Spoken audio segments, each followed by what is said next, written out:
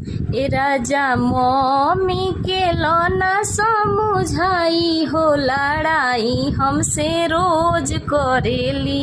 ए राजा mummy के लौना समझाई हो, लड़ाई हमसे रोज करेली।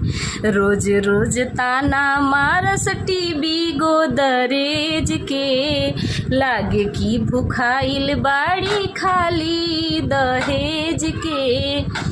रोज रोज ताना मारस टीवी गोदरेज के, लागे की भुखाइल बाड़ी खाली दहेज के। ए पियऊ मम्मी के लौना समझाई हो, लड़ाई हमसे रोज करेली।